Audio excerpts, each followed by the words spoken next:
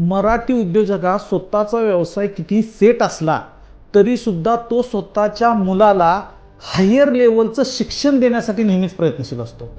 मग ह्या हायर लेवलचं शिक्षण का का तर स्वतःचा बिझनेस सेट असताना सुद्धा या व्यावसायिकाला वाटतं की माझा पोरग्यानं नोकरीच केली पाहिजे आणि त्याला नोकरीला लागलं पाहिजे.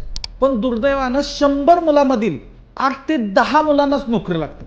मग शिक्षणावर 5 वर्ष लाखो रुपये खर्च करणारा उद्योजक बाप त्या मुलाला म्हणतो की आता एक काम कर, आपण जो आपला बिझनेस आहे तो सांभाळूया. म्हणजे ज्या काळात त्या मुलानं 5 वर्ष बिझनेस सांभाळायला पाहिजे होता तो बिझनेस बाजूला ठेवून ह्यानं मुलाला शिक्षण द्यायला लावलं आणि आता 5 वर्ष वाया घालून त्याच मुलाला या बापानं त्या व्यवसायात आणला, तर तो व्यवसाय तो मुलगा पुढे घेऊन जाऊ शकतो का? हा सगळ्यात मोठा प्रश्न.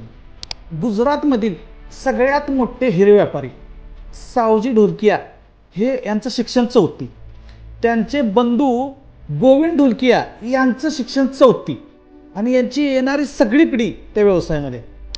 कारण हे लोक आपल्या मुलांना आपल्याच व्यवसायात घेऊन आपल्याच व्यवसायाचं ट्रेनिंग देतात.